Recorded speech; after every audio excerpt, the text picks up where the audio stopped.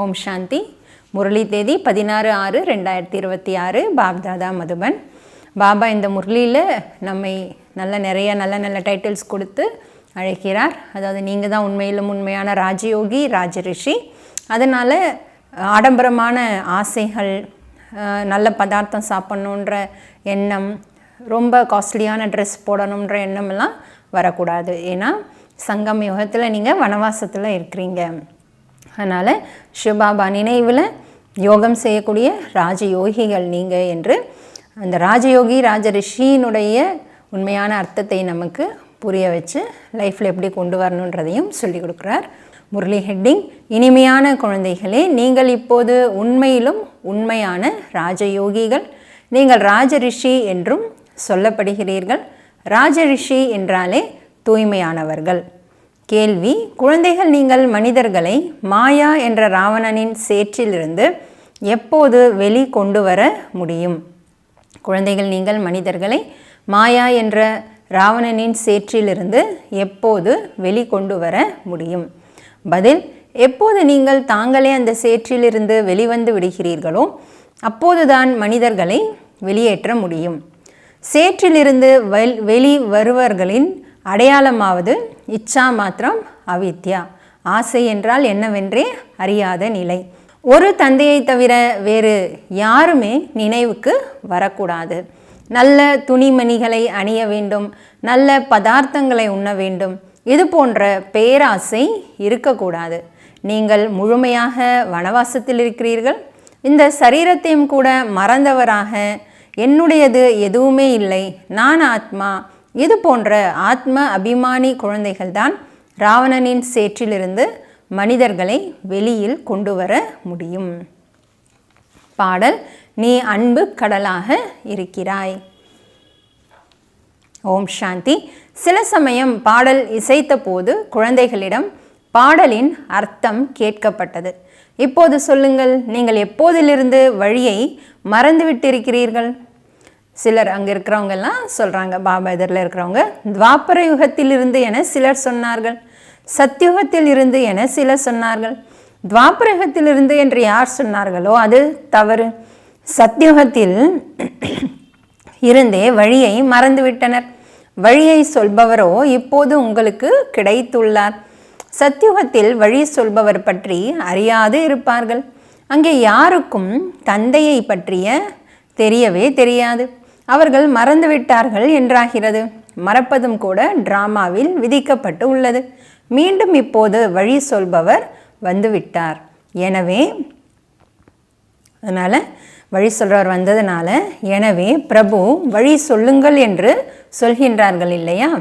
நாம் சத்தியுகத்திலிருந்தே தந்தையை மறந்துவிட்டோம். பாபா கேள்வி கேட்கிறார் என்றால் அது புத்தியை பயன்படுத்துவதற்காக. இந்த ஞானமே தனிப்பட்டது இல்லையா? ஞான கடலாக இருப்பவர் தந்தை தான். தந்தை நேராக வந்து புரிய வைக்கிறார். ஞானக்கடல், சுகத்தின் கடல் நான் மட்டுமே. நீங்களும் அறிவீர்கள், பதீத்த பாவனரும் ஒரே ஒரு தந்தை மட்டுமே. இதை பக்தி மார்க்கத்திலும் ஏற்றுக்கொண்டுள்ளனர். தூய்மையான உலகம் என்பது சாந்திதாமம் மற்றும் சுகதாமம். இப்போது சுகதாமம் மற்றும் துக்கதாமம் பாதி பாதி உள்ளன. இதையோ குழந்தைகள் நல்லபடியாக அறிந்துள்ளனர். தந்தை அன்பு கடலாக இருப்பவர். அதனால்தான் அனைவரும் அவரை அன்பு கடல் என சொல்லி அழைக்கின்றனர். ஆனால் அவர் யார், எப்படி வருகிறார் என்பதை மறந்து விடுகின்றனர். 5000 ஆண்டுகளின் விஷயம். நிச்சயமாக இந்த தேவி தேவதைகளின் ராஜ்யம் இருந்தது. சத்யுகத்தில் இருப்பது சத்கதி. பிறகு துர்கதி எப்படி ஏற்படுகின்றது என்பதை யார் சொல்வது? பாபா தான் வந்து புரிய வைக்கிறார். துவாபரயுகத்திலிருந்து உங்களுக்கு துர்கதி ஏற்பட்டுள்ளது. அதனால்தான் அழைக்கிறீர்கள். நீங்கள் புரிந்து கொண்டு இருக்கிறீர்கள். இது ஒன்றும் புது விஷயம் கிடையாது. பாபா இப்போது கல்பகல்பமாக வருகிறார். இப்போது நிராகார தந்தை ஆத்மாக்களுக்கு புரிய வைக்கிறார். யாருமே தனது ஆத்மா பற்றி அறிந்திருக்கவில்லை. என் ஆத்மாவுக்குள் நடிப்பின் பாகம் முழுவதும் அடங்கியுள்ளது என்று ஒருபோதும் யாரும் சொல்ல மாட்டார்கள். அநேக தடவை இதுபோல் ஆகியிருக்கிறேன், பார்ட்டை நடித்திருக்கிறேன் என்று ஒருபோதும் சொல்ல மாட்டார்கள். டிராமாவை பற்றி அவர்களுக்கு தெரியாது. லட்சக்கணக்கான ஆயிரக்கணக்கான ஆண்டுகள் என்று அவர்கள் சொல்லலாம். ஆனாலும் பிறகும் கூட டிராமாவோ உள்ளதில்லையா? டிராமா திரும்பவும் நடைபெறுகிறது. இப்படி சொல்வார்கள் இல்லையா? இந்த ஞானத்தை பாபா தான் குழந்தைகளுக்கு நேரடியாக தருகிறார். வாயின் மூலம் பேசி கொண்டிருக்கிறார். நீங்கள் அறிவீர்கள், நம்மை சிவபாபா பிரம்மாவின் மூலம் தம்முடையவர்களாக ஆக்கி பிராமணர்களாக ஆக்கியிருக்கிறார். சிவபாபாவிற்கு இவர் பிரம்மா குழந்தையாகவும் உள்ளார், துணைவியாகவும் உள்ளார். பாருங்கள், எவ்வளவு குழந்தைகள் பராமரிக்கப்படுகின்றனர். தனியாக ஆணாக இருக்கும் காரணத்தால் குழந்தைகளை பராமரிப்பதற்காக சரஸ்வதி உதவியாளராக ஆக்கப்பட்டுள்ளார். இந்த விஷயங்கள் சாஸ்திரங்களில் கிடையாது. இது நடைமுறையில் உள்ள விஷயமாகும். பாபா தான் ராஜயோகம் கற்பிக்கிறார். யாருக்கு ராஜயோகம் கற்பித்தாரோ அவர்கள் ராஜாக்களாக ஆகினர். 84 பிறவிகளில் வந்தனர். பைபிள், குரான், வேத சாஸ்திரங்களையோ அநேகர் படிக்கின்றனர். ஆனால் எதையும் புரிந்து கொள்வதில்லை. இப்போது நீங்கள் ஒன்றும் தத்துவ யோகி கிடையாது. உங்களுக்கோ பாபாவிடம் நினைவின் தொடர்பு உள்ளது. அதாவது பாபாவின் நினைவு உள்ளது. நீங்கள் இப்போது ராஜயோகி, ராஜரிஷி, அதாவது யோகிராஜ். தூய்மையானவர் தான் யோகி என சொல்லப்படுவார். சொர்க்கத்தின் ராஜ்யத்தை பெறுவதற்காக நீங்கள் யோகி ஆகியிருக்கிறீர்கள். பாபா முதலில் சொல்கிறார், தூய்மை ஆகுங்கள். யோகி என்ற பெயரே அவர்களுடையது, அதாவது தூய்மையாக ஆகின்றவர்களுடையது. நீங்கள் அனைவரும் ராஜயோகிகள். இது பிரம்மா முக வம்சாவளி பிராமணர்களாகிய உங்களை பற்றிய விஷயமாகும். உங்களுக்கு ராஜயோகம் கற்றுத்தந்து கொண்டு இருக்கிறார். உங்களுக்கு ராஜயோகம் கற்றுத்தந்து கொண்டு இருக்கிறார். மாணவர்கள் ஆகிறீர்கள் இல்லையா? மாணவர்கள் எப்போதாவது ஆசிரியர்களை மறந்து விடுவார்களா என்ன? சிவபாபா நமக்கு படிப்பு சொல்லித்தந்து கொண்டிருக்கிறார் என்பதை அறிவீர்கள். ஆனால் மாயா பிறகும் கூட மறக்கடித்து விடுகின்றது. நீங்கள் உங்களுக்கு கற்பிக்கும் ஆசிரியரை மறந்து விடுகிறீர்கள். பகவான் படிப்பு சொல்லி தருகிறார். இதை புரிந்து கொண்டால்தான் போதை அதிகரிக்கும். பள்ளிக்கூடத்தில் ICS படிக்கின்றனர் என்றால் எவ்வளவு நஷா உள்ளது. குழந்தைகள், நீங்களோ 21 பிறவிகளுக்காக இந்த ராஜயோகத்தின் படிப்பை படிக்கிறீர்கள். படிப்பதோ பிறகும் கூட நடைபெறுகிறது. அரசியலுக்கான கல்வியும் படிக்க வேண்டும். மொழிகள் முதலியவற்றையும் கற்றுக்கொள்ள வேண்டும். குழந்தைகள், நீங்கள் புரிந்து கொண்டிருக்கிறீர்கள். சத்தியுகத்திலிருந்து நாம் இந்த வழியை மறக்க தொடங்கியிருக்கிறோம். பிறகு ஒவ்வொரு ஆத்மாவும் ஒவ்வொரு பிறவியிலும் கீழே இறங்குகின்றனர். இப்போது உங்களுக்கு முழு நினைவு உள்ளது. எப்படி நாம் உயர்கிறோம், எப்படி நாம் கீழே இறங்குகிறோம். இந்த ஏணிப்படியை நல்லபடியாக நினைவு செய்யுங்கள். 84 பிறவிகள் முடிந்தது. இப்போது நாம் செல்ல வேண்டும். ஆக குஷி ஏற்படுகிறது. இது எல்லையற்ற நாடகம். ஆத்மா எவ்வளவு சிறியது. பாட்டு நடித்து நடித்து ஆத்மா களைத்து போகிறது. அப்போது சொல்கின்றனர், பாபா வழி சொல்வீர்களானால் நாங்கள் ஓய்வு பெறுவோம், சுகம் சாந்தி பெறுவோம். நீங்கள் சுகதாமத்தில் இருக்கும்போது உங்களுக்காக அங்கே சுகம் சாந்தியும் உள்ளது. அங்கே எந்த விதமான தொந்தரவும் கிடையாது. ஆத்மாவுக்கு சாந்தி உள்ளது. சாந்திக்கான இருப்பிடங்கள் 2 உள்ளன. என்னென்ன? சாந்தி தாம், சுகதாம். துக்கதாமத்தில் அசாந்தி உள்ளது. இந்த படிப்பு நீங்கள் அறிவீர்கள். நம்மை பாபா சாந்திதாம் வழியாக சுகதாமத்திற்கு அழைத்து சென்று கொண்டு இருக்கிறார். நீங்கள் சொல்வதற்கான தேவையில்லை. நீங்கள் அறிவீர்கள், நாம் இங்கே பார்ட்டை நடிப்பதற்காக வந்துள்ளோம், பிறகு செல்ல வேண்டும். இந்த குஷி உள்ளது, சாந்தியின் குஷி இல்லை. நமக்கு மகிழ்ச்சி வருகிறது, குஷி வருகிறது. அறிந்திருக்கிறோம், தந்தையை நினைவு செய்வதால் விக்ரமங்கள் விநாசம் ஆகும். எனக்கு மனதின் சாந்தி வேண்டும் என்று சிலர் சொல்கின்றனர். இந்த வார்த்தையே தவறானதாகும். விக்ரமங்கள் விநாசமாக வேண்டும் என்பதற்காக நாம் தந்தையை நினைவு செய்கிறோம். சாந்தமாகவோ மனம் இருக்கவே முடியாது. கர்மம் இல்லாமல் இருக்கவே முடியாது. மற்றபடி நாம் உணர்ந்து கொள்கின்றோம். நாம் பாபாவிடமிருந்து சுகம் சாந்தியின் ஆஸ்தி பெற்றுக்கொண்டு இருக்கிறோம். அதனால் குஷி இருக்க வேண்டும். இதுவோ துக்க உலகம். இதில் சுகம் இருக்க முடியாது. மனிதர்கள் சாந்திதாம் சுகதாமத்தை மறந்துவிட்டுள்ளனர். ஆக யாருக்கு அதிகம் பணம் உள்ளதோ அவர்கள் சுகத்தில் இருப்பதாக நினைக்கின்றனர்.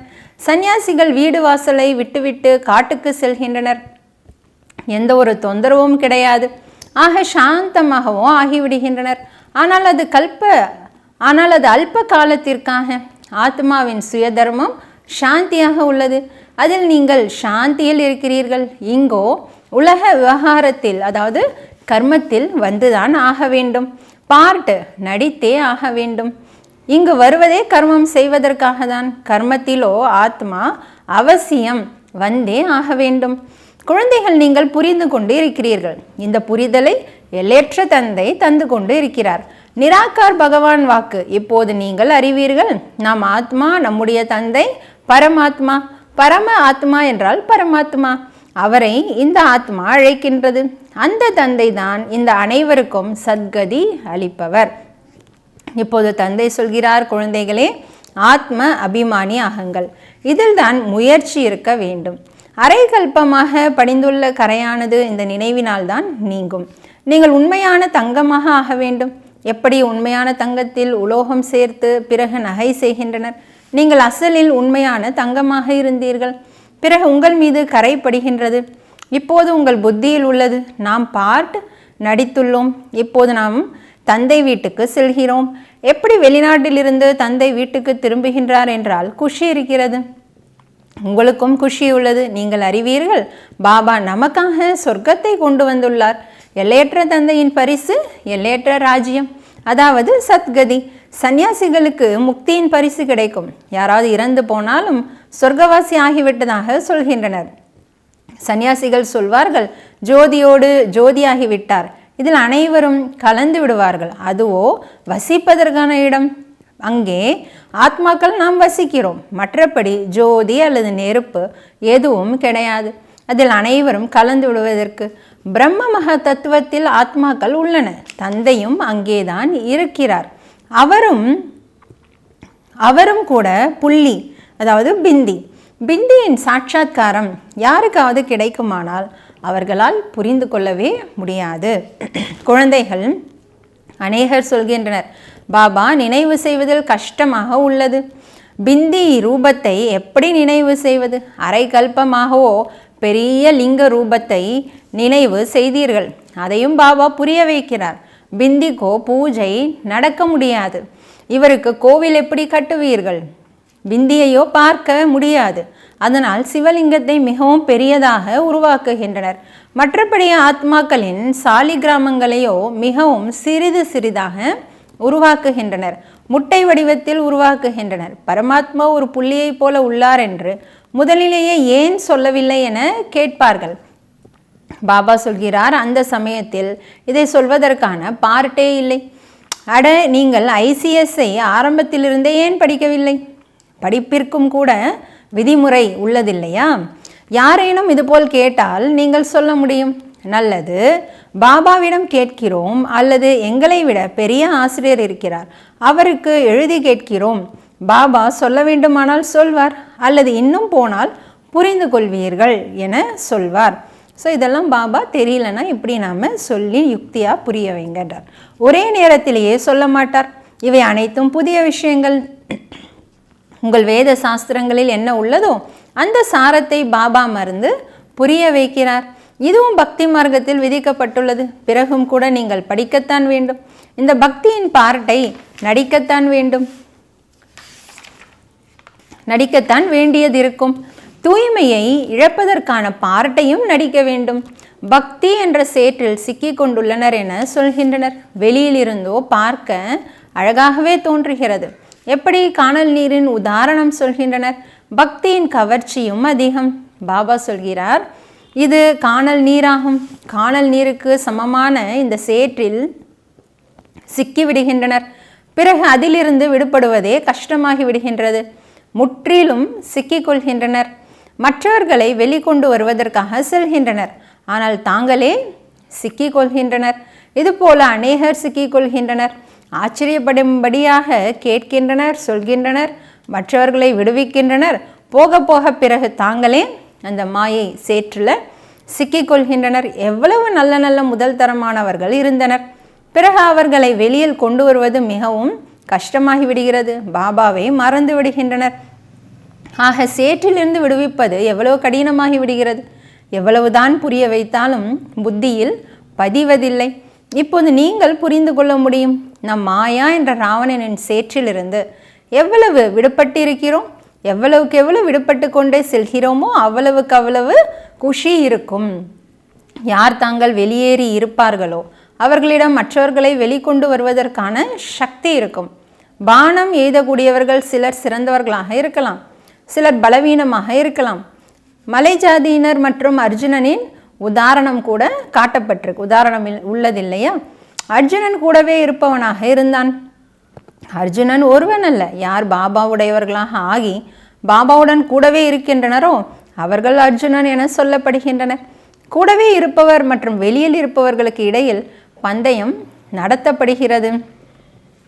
ஸோ அதில் காமிச்சிருக்காங்களே, மலை ஜாதியினர் என்றால் வெளியில் வசிப்பவர்கள். தீவிரமாக, அதாவது வீட்டிலிருந்து வந்தாலும் நல்ல முயற்சி செஞ்சு தீவிரமாக சென்று விட்டனர். ஒருவர் மட்டும் உதாரணமாக சொல்லப்பட்டுள்ளது. ஆனால் விஷயமோ அநேகருடையது. இன்னும் பாபா அதை நல்லா புரிய வைக்கிறார். அம்பும் கூட ஞானத்தினுடையது. ஒவ்வொருவரும் தன்னை புரிந்து கொள்ள முடியும். நாம் எவ்வளவு பாபாவை நினைவு செய்கிறோம்? வேறு யாருடைய நினைவும் வராமல் இருந்ததா?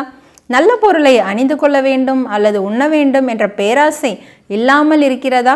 இங்கே நன்கு அணிந்து கொள்வார்களானால் அங்கே அது குறைந்துவிடும். நாமோ இங்கே வனவாசத்தில் இருக்க வேண்டும். பாபா சொல்கிறார், நீங்கள் உங்களுடைய இந்த சரீரத்தையும் கூட மறந்து விடுங்கள். இதுவோ பழைய தமோ பிரதான சரீரம். நீங்கள் சொர்க்கத்தின் மாலிக்காகிறீர்கள். இச்சா மாத்திரம் அவித்யா. ஆசை என்றால் என்னவென்றே அறியாத நிலை. பாபா சொல்கிறார், நீங்கள் நகைகள் முதலியவற்றையும் கூட அணியாதீர்கள். இதுபோல் ஏன் சொல்கிறார்? இதற்கும் கூட அநேக காரணங்கள் உள்ளன. யாருடைய நகையாவது காணாமல் போனால் அங்கே பிகேக்களிடம் கொடுத்துவிட்டு வந்துள்ளனர் என்று சொல்வார்கள். பிறகு திருடர்களும் கூட வழியில் செல்லும்போது அபகரித்து கொள்கின்றனர். தற்சமயம் தாய்மார்களும் கூட கொள்ளையடிப்பவர்களாக அதிகம் வெளிப்பட்டுள்ளனர். பெண்களும் திருட்டு தொழிலில் ஈடுபடுகின்றனர். உலகத்தின் நிலையை பாருங்கள், என்னவாக உள்ளது. நீங்கள் புரிந்து கொண்டு இருக்கிறீர்கள். இந்த உலகம் முற்றிலும் விகார உலகமாக உள்ளது. நாம் இங்கே சிவபாபாவுடன் கூடவே சிவாலயத்தில் அமர்ந்துள்ளோம். அவர் சத்தியம், சைத்தன்யம், ஆனந்த ஸ்வரூபமாக உள்ளார். ஆத்மாவுக்கு தான் மகிமை. ஆத்மாதான் சொல்கிறது, நான் குடியரசு தலைவராக ஆகியுள்ளேன், நான் இன்னார் என்பதாக. மேலும் ஆத்மா, நீங்கள் சொல்கிறீர்கள் நாங்கள் பிராமணர்கள் என்று. பாபாவிடமிருந்து ஆஸ்தியை அடைந்து கொண்டு இருக்கிறோம். ஆத்ம அபிமானத்தில் இருக்க வேண்டும். இதில் தான் முயற்சி உள்ளது. இவர் என்னுடைய இன்னார், இவர் என்னுடையவர், இது நினைவிருக்கிறது. நாம் ஆத்மாக்கள் சகோதரர்கள் என்பதை மறந்து விடுகின்றனர். இங்கே எனது எனது என்பது மறக்க வேண்டி உள்ளது. நான் ஆத்மா, இவருடைய ஆத்மா அறிந்துள்ளது. பாபா புரிய வைத்து கொண்டு இருக்கிறார். நானும் கேட்டுக்கொண்டு இருக்கிறேன். முதலில் நான் கேட்கிறேன், பிரம்மா பாபா சொல்றார். நானும் கூட சொல்ல முடியும், என்றாலும் குழந்தைகளின் நன்மைக்காக சொல்கிறேன். நீங்கள் எப்போதும் புரிந்து கொள்ளுங்கள், சிவபாபா புரிய வைக்கிறார் என்று. விசார் சாகர் மந்தன் செய்ய வேண்டியது குழந்தைகளின் கடமை. எப்படி நீங்கள் செய்கிறீர்களோ அதுபோல நானும் செய்கிறேன். இல்லையென்றால் முதல் நம்பரில் எப்படி செல்ல முடியும்? ஆனால் தன்னை குப்தமாக வைத்து கொள்கிறேன். நல்லது. இனிமையிலும் இனிமையான தேடி கண்டெடுக்கப்பட்டுள்ள செல்ல குழந்தைகளுக்கு தாயும் தந்தையுமாகிய பாப்தாதாவின் அன்பு நினைவு மற்றும் காலை வணக்கம். ஆன்மீக குழந்தைகளுக்கு ஆன்மீக தந்தையின் நமஸ்காரம். ஆன்மீக தந்தைக்கு ஆன்மீக குழந்தைகளின் நமஸ்காரம். தாரணைக்கான முக்கிய சாரம், ஃபர்ஸ்ட் பாயிண்ட், எனது எனது என்பதையெல்லாம் விட்டு தன்னை ஆத்மா என உணர வேண்டும். ஆத்ம அபிமானியாக இருப்பதற்கான முயற்சி செய்ய வேண்டும். இங்கே முற்றிலும் வனவாசத்தில் இருக்க வேண்டும். எதையும் அணிந்து கொள்வதற்கான, உண்பதற்கான இச்சா மாத்திரம் அவித்யா, அதாவது ஆசை இல்லாதவர்களாக ஆக வேண்டும். ரெண்டாவது பாயிண்ட், நடிப்பை நடித்து கொண்டே கர்மம் செய்து கொண்டே தனது சாந்தியாகிய சுய தர்மத்தில் நிலைத்திருக்க வேண்டும்.